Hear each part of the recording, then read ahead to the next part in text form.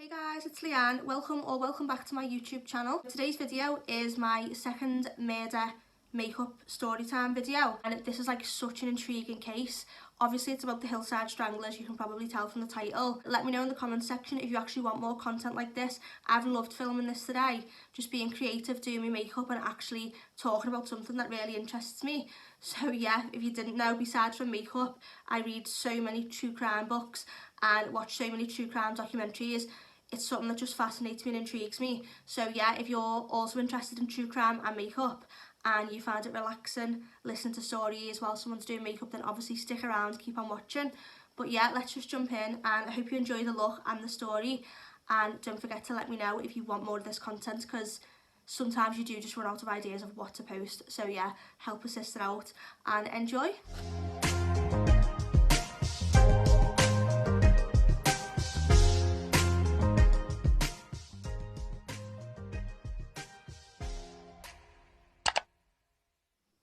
So today's story is a really messed up one, and it's one that literally sticks in my head, and I'm not sure why there's not like more coverage on these two killers in, like, you know, true crime books. They don't seem to be like mentioned as often as maybe Ted Bundy, for example. But I just wanted to talk about them today because I've never actually seen another YouTuber, for example Bailey Sarian, I've never actually seen them do the Hillside Strangler case. Kenneth was born Kenneth Alessio Bianchi, and he was born on the 22nd of May 1951 in New York State. Ken's mum was of limited intelligence and she was a teenage mother. While Ken's mum was pregnant with Ken, she married a soldier. However, he actually weren't the father, and this came out while Ken's mum was pregnant. And then once he learned this, he actually didn't want anything to do with Ken. So for the first few weeks of Ken's life, his mum actually just passed him around to neighbours who would have Ken for like the whole day. Although he was fed, clothed and generally tended to, he weren't actually like cuddled for that long. And like obviously now we know how important that is for certain attachments forming. When Ken was 3 months old, he was actually adopted by a couple called Francis and Nicholas Bianchi. So his mum signed him over, and the Bianchis could not have their own children because Francis, the mum, she'd actually had a hysterectomy by age 30 and it was going through the menopause, so she couldn't actually have biological children. Now, Frances Bianchi is such an interesting character because I feel like she had Munchausen's by proxy. Frances Bianchi was a hypochondriac, and she literally called her own doctors that many times that the doctor just literally refused to take her calls. Like, imagine how bad or how frequent you must have to call the doctors to get to the point where they're just not taking your calls anymore. It was also noted during Ken's childhood that he was deeply unhappy. He was afraid as well, apparently. He was like noted to be deeply unhappy and afraid. He wet the bed, had lots of sleepless nights, and every time that Frances Bianchi took Ken to the doctors, she always just didn't take their advice, and she just refused to believe that the problem could be psychological. Like, no matter what advice the doctors gave her, she always knew best and never took on board their opinion. So I'm just going to read out a little Google definition of Munchausen's by proxy. Munchausen's by proxy, or Munchausen syndrome by proxy, is a mental health problem in which a caregiver makes up or causes an illness or injury in a person under his or her care, such as a child, an elderly adult, or a person who has a disability.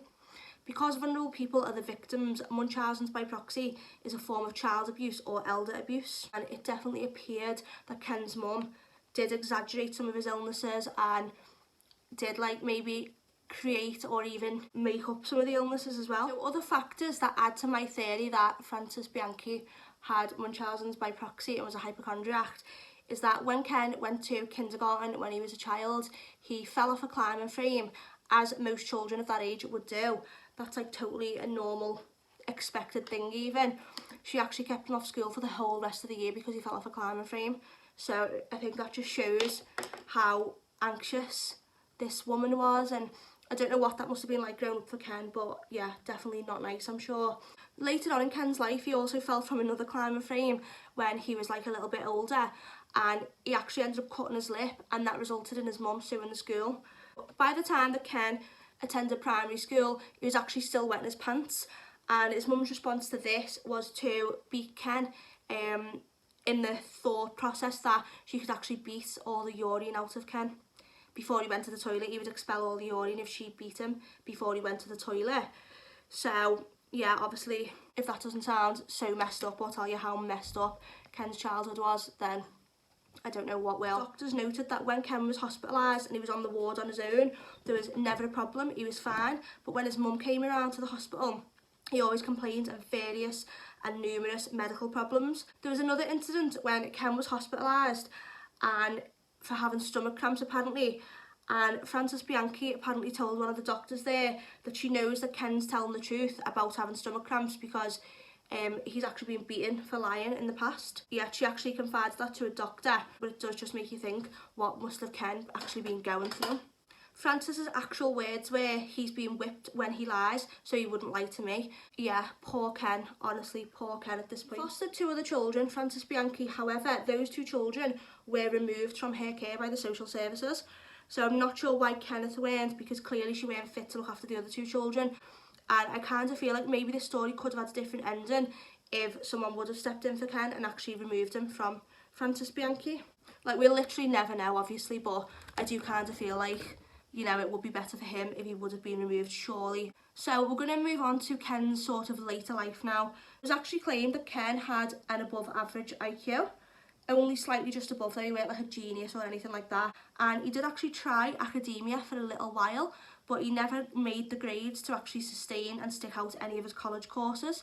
So he undertook courses in police work and politics, but as I said, he didn't get the grades to actually complete the courses. Although we haven't actually mentioned Ken's adoptive father, Nicholas Bianchi, it was said that Nicholas was apparently like a kind man, and none of the problems that Frances Bianchi has, I don't think Nicholas Bianchi had those problems.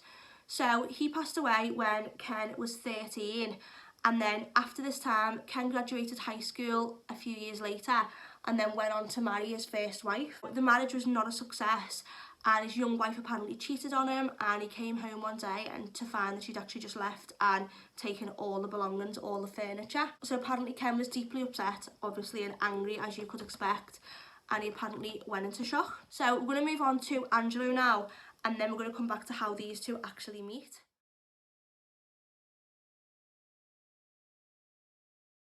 Angelo, Tony for short, apparently used to get called Tony Buono Jr., his name was. So he was born in New York State on the 5th of October 1934, so he's a bit older than Ken. So he was born to Jenny and Angelo Buono Sr. So Jenny, Angelo's mum, was Frances Bianchi's sister. So Kenneth and Angelo were actually cousins through adoption. When Angelo was born, he already had a 5-year-old sister called Cecilia. However, Angelo's parents' marriage was not a happy one, and they separated when Angelo was 5, and Jenny took both the kids to Glendale, California. From this time, Angelo's mum seemed to go a little bit off the rails. She used to make Angelo go along with her to meet certain boyfriends and make him wait outside while she actually had sex. So obviously I feel like this is normal. Angelo hated his mum for this, as I'm sure anyone would hate their mum for that. Obviously I feel like that is child abuse. He also claimed that his mum was a prostitute and she offered sexual services and favours in exchange for goods and food. Yeah, by the time that Angelo was a teenager, he was actually referring to his mum as a prostitute and a whore. So yeah, by any stretch of the imagination, he definitely didn't have a good perception of women. So possibly as a result of all the chaos in his life and the things that he couldn't control, i.e. his own mum, he actually became obsessively neat and clean, and this comes up later on in the story as well. One more thing to note about Angelo is that by the time he was 16, he could barely read or write, so he weren't well educated. He was, you know, obsessively neat and clean, but he started to be really misogynistic and started to hate women. So that's Angelo. Now we're going to go on to his dating life, and it is quite wild. It's actually horrible, but yeah, we'll go into it. So when he was 20, he impregnated a 17-year-old girlfriend called Geraldine, and he reluctantly married her. He didn't want to marry her, but she was pregnant now. So yeah, he went through with the marriage. However, he walked out after 1 week and was just never to be seen again. By the time Geraldine and Angelo's son was born on the 10th of January 1956, he was already in jail. And after that, Geraldine filed for divorce. So in April 1957, just over 1 year later, he marries for the second time now. And this wife was called Mary, but she's apparently more commonly known as Candy. So Candy had already given Angelo an illegitimate son, and she would have 5 more babies over the next 5 years. So they were so busy in that time. So just to clarify, they had 5 sons and 1 daughter, the last of which was born in 1962. So at 28 years of age, Angelo had 7 kids by 2 different women. He was a brutal husband to Candy, and apparently he sodomised Candy in front of the children as a punishment for not wanting to have sex with them. And yeah, imagine your own children seeing that. It just tells you the type of person that Angelo was, basically. So Candy eventually filed for divorce on the grounds of cruelty, and she had to go on welfare because Angelo refused to support any of the children. So Angelo just done what narcissists do, and he just moved on to another woman called Nanette, and she already had 2 children and would give Angelo 2 more biological children. So that would be 9 children once he'd finished with Nanette. Angelo beat and humiliated Nanette and threatened to kill her if she ever left. So he was also now openly fondling Nanette's 14-year-old daughter, and he later told one of his friends that he'd actually had full sex with the child. So this was the final straw for Nanette, apparently, and she and the 4 children left and she took them to Florida. So Angelo now marries for the 3rd time. He now married in Las Vegas to a woman called Debbie, but this marriage just seemed to be for fun and not a real commitment, as he did never move in with Debbie for whatever reason. So now Angelo's career was actually quite a good career, believe it or not. By 1975, he'd actually started up his own car reupholstering business called Angelo's Trim Shop. This was attached to the side of Angelo's house, and that was located on 703 East Colorado Street.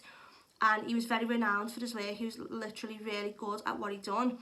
And he apparently had Frank Sinatra and the Supremes as his clients.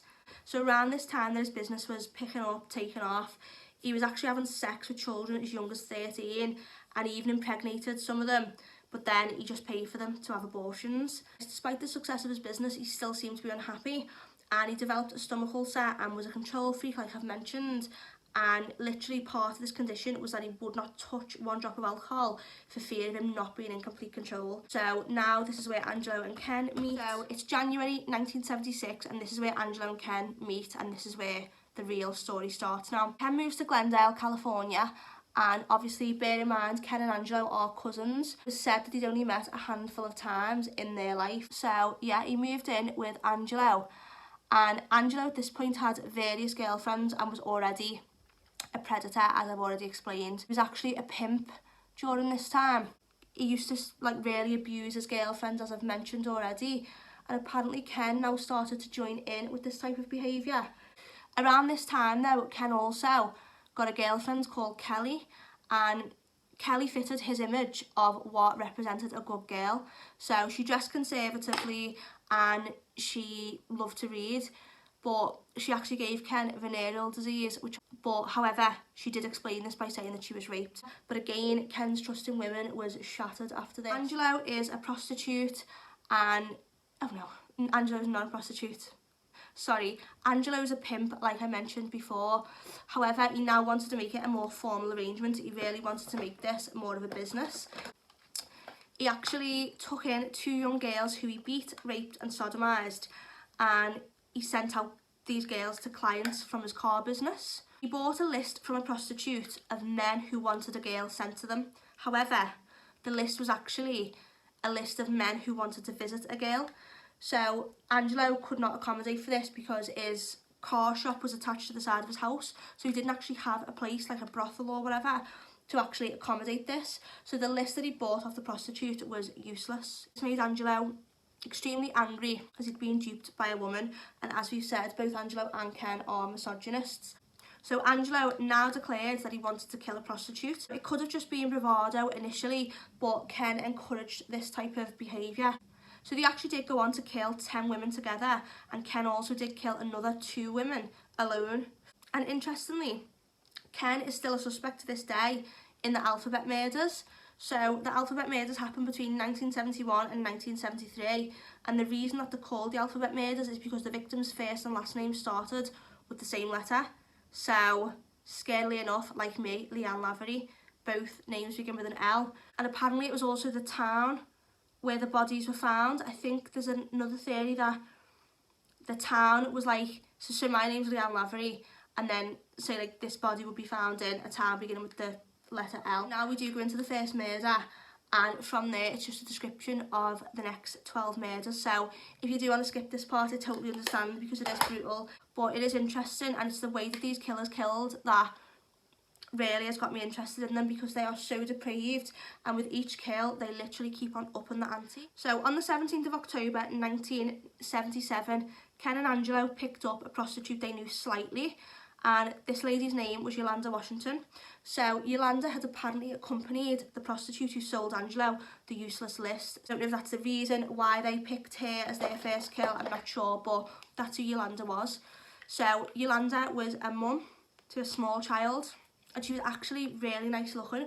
Not that that makes any difference or whatever, it doesn't, but yeah. I don't just like to define people as like she's a prostitute. Obviously she was a mother, which is obviously so much more important than what she done for work, and she was actually beautiful as well.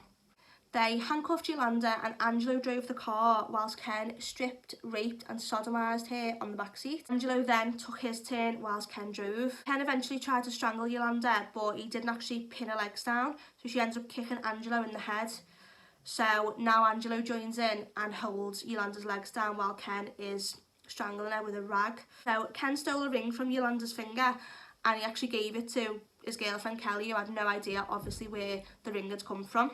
So now Ken and Angelo dump Yolanda's body near to Forest Lawn Cemetery, which is close to the Hollywood Hills and where a lot of major celebrities are buried. So the second murder now. So on the evening of the 30th of October 1977, they seen 15-year-old Judy Miller. So Judy is from an impoverished family, and she had turned to prostitution to feed herself. Now, bear in mind this child was 15, like how horrific must Judy's life have been to actually turn to prostitution at that age. Yeah, that's obviously like child abuse. I don't feel like any child should have to make that choice. And Judy's family were informed by the police that, you know, the daughter had been brutally murdered. The police discovered that Judy's 4-year-old sibling was sleeping in a cardboard box in the hotel room. Ken was aware that, like, obviously Judy might not get into a car with 2 men alone, so Angelo dropped Ken off, and then suddenly Ken shows up and flashes a fake police badge and then says she's under arrest. Ken and Angelo both told her that they were taking her to a special police unit, which actually ended up being Angelo's residence. What they done to Judy was they put a rag in her mouth and they put foam pads over Judy's eyes, which is crucial because fibre would be found on Judy's eyelid that was crucial in linking Angelo to this. So both men now undressed Judy, and they both raped her and sodomised her.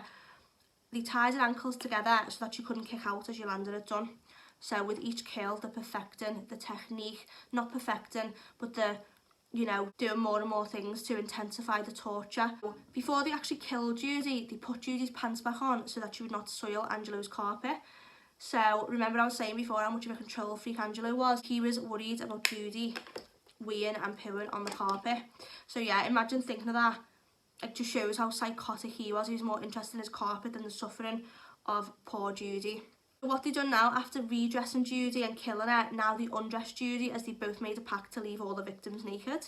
They dumped Judy's body facing Angelo's ex-girlfriend's house, and he deliberately left their legs wide open to create the maximum shock. They keep leaving victims on hillsides, hence why they're called the Hillside Stranglers basically. So on the 5th of November 1977, they found 21-year-old Lisa Teresa Caston parking her car outside her own house. They went into the usual police routine. They told her that her car had been seen leaving a robbery, but she did protest this claim, but eventually she did get into the car. Like, she knew obviously her car had not been at the scene of a robbery. And from that point they put handcuffs on. They drove to Angelo's house, which was the main kill site for the victims, and then Ken violated her with a beer bottle and she began to bleed. And then Angelo again panicked about his carpet. So now the men started to strangle Lisa, and what they were doing is, you know, cutting off her air supply and then loosening the grip once she was on the brink of death.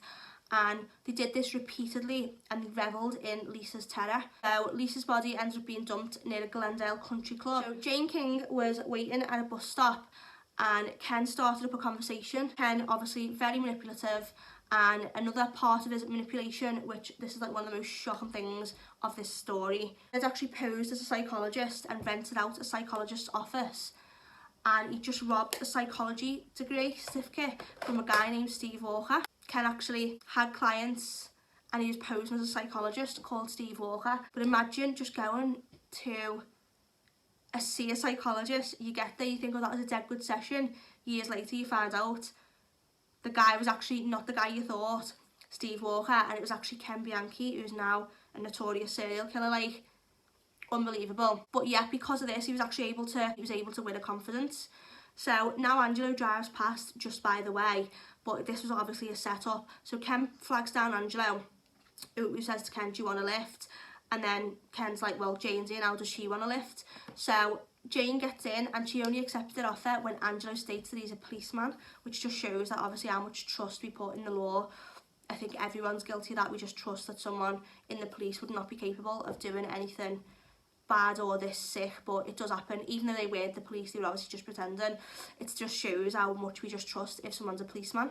Both men grabbed and handcuffed Jane and marched her inside Angelo's house. Once inside, the routine was pretty much the same for poor Jane. She was raped, sodomised, she was blindfolded.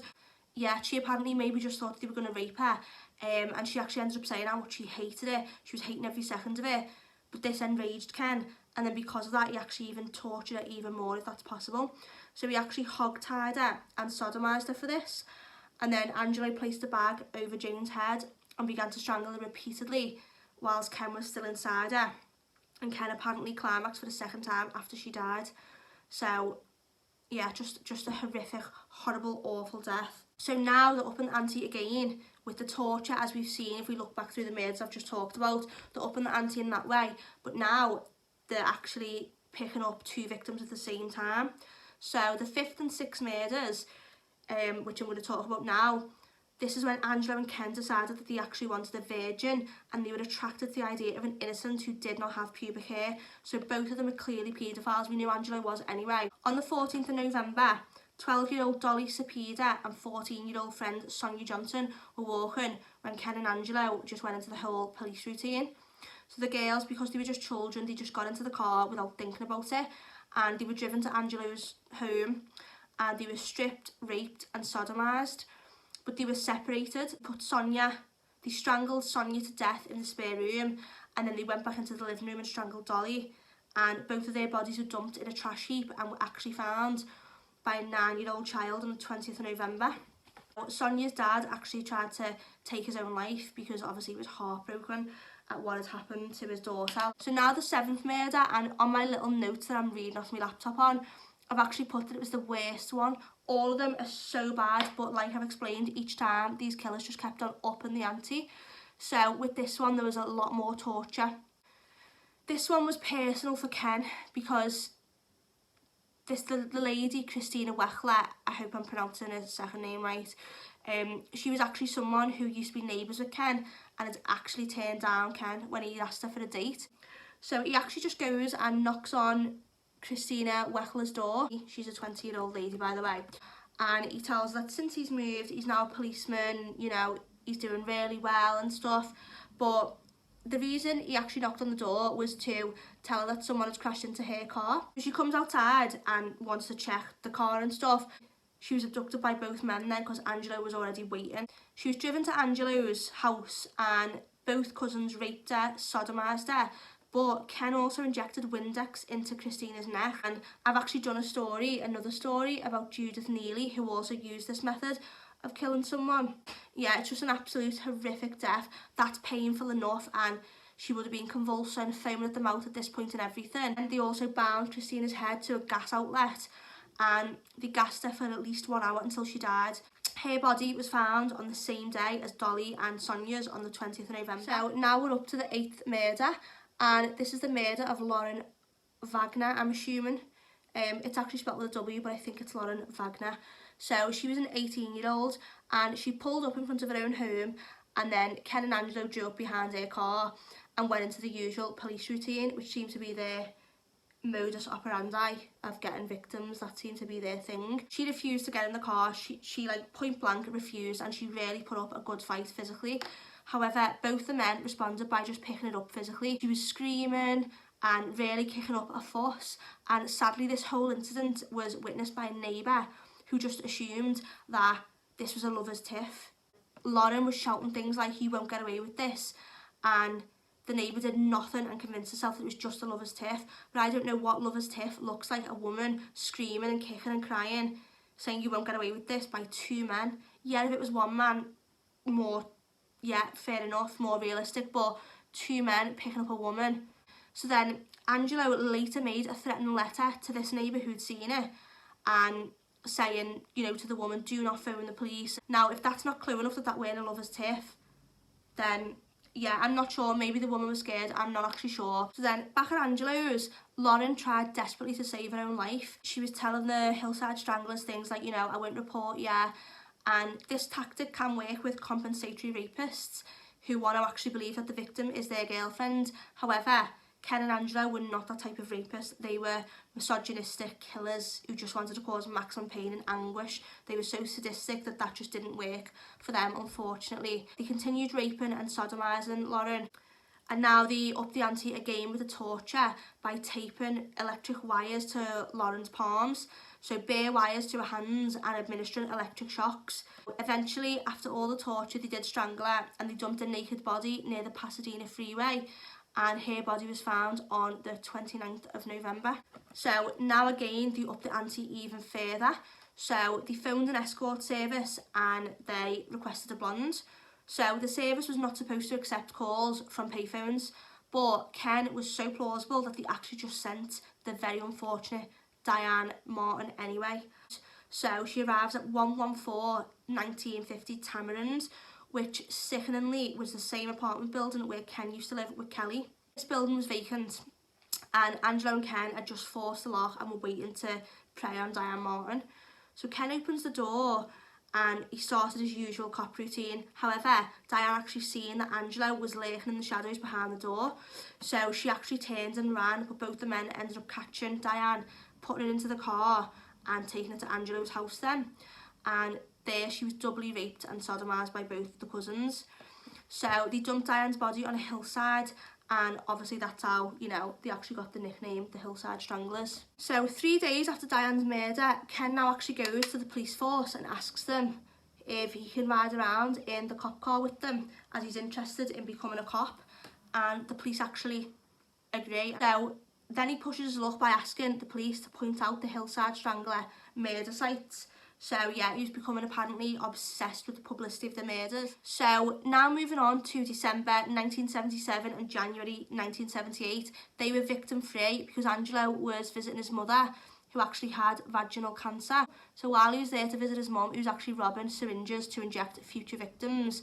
And Ken also had an awful December because he was fired for being lazy, and he explained this laziness and work absences as being due to him having cancer. And he told this lie to Kelly, his girlfriend, as well, and to his boss. However, his boss became suspicious and checked out his story, and obviously Ken did not have cancer. Just when you think this guy just cannot get any more sick, the plot thickens. The 16th of February 1978, Cindy Hudsworth would be the last victim. Now, she was a waitress in Angelo's favourite restaurant, which I actually can't find out what that restaurant is. I did try and Google it, but I can't find out. And she'd actually offered to give him business because her car needed new mats, and bear in mind, Angelo had an upholstery business. She goes over to Angelo's, and then Angelo decides to trick her by saying, come inside, because he's got a list of employment opportunities, apparently. So Ken was waiting inside Angelo's house as well. He was raped, strangled, sodomised, and then her body was put in the trunk of her car, and then Ken and Angelo just pushed it over a cliff. So initially the coroner just thought that she'd passed away as a result of a car crash. One of the mothers of Ken Bianchi's girlfriends actually became suspicious about how often Ken would talk about the Hillside Stranglers case. She must have reported it, and the police went round and talked to Ken for 10 minutes, and they were immediately satisfied that he had nothing to do with it. How manipulative Ken was, which basically just shows, you know, he's fooled the police. Angelo takes fright when he heard the police had been calling around and that Ken had been questioned.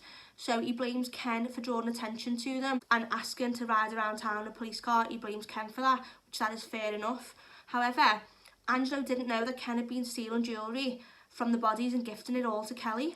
So Angelo now cuts contact with Ken completely, and Angelo marries again for the 4th time, this time to a 21-year-old Chinese lady, which this marriage gave her American citizenship. However, Angelo treated this woman just as bad as he had his previous wives, obviously. So Ken now moves to Bellingham, as that's where Kelly, his girlfriend and mother to his child, had actually relocated to. And he actually started a security job minding homes, and he was a reserve at a local sheriff's office, so still interested in the police, which is interesting considering how badly he was breaking the law, that he was so interested in actually upholding the law. But again, I think the police job, that could have just been about control for Ken. It's probably not going to be because he was a good citizen, obviously. But it's kind of the same with Edmund Kemper, if anyone knows that story. So when Ken's in Bellingham, he's actually living a pretty normal life. During this time, he used to masturbate using rabbit fur, as apparently Angelo used to keep rabbits, and the rabbit fur reminded him of a time when he was like, you know, a really exciting time for Ken. But that could only sustain him for a certain amount of time before he actually went back to killing. It actually took Ken 1 year of moving to Bellingham to start killing again. So now Ken kills 2 girls called Diane Wilder and Karen Mandick. So he asked them to house sit for him. However, the house that they thought they were house sitting was just obviously one of the homes that Ken was supposed to be guarding in his job as a security guard. So when the girls arrived, Ken told them to go inside. He'll put the lights on for them. However, once inside, obviously that's not what happened. Ken pulled a gun on Karen, and then he told her to strip, and he tied her up in a bedroom. So then he goes back outside to get Diane, and he took her to the bathroom, stripped her and bound her. And he went back and forth between each room, raping each girl and strangling them with a cord whilst he laid on the stomachs. He put both the bodies in Karen's car and drove it to a cul-de-sac and just left it there. So Karen had actually told her boyfriend that Ken had called and offered her the house-sitting job, and Diane had left a memo for Karen and mentioned that Ken had called. So when both girls were found dead, they searched Ken's apartment and they found dozens of stolen items from his employers. So they also realised as well that he'd actually lived in the area, the Hillside Strangler area, during the times that the Hillside Stranglings were occurring. And then there was also forensic evidence. So his semen was found on Diane and Karen's pants, and some of Diane's menstrual blood had dripped onto Ken's underwear. So Ken's now facing the death penalty for basically 12 murders. So he decides to make a plea deal.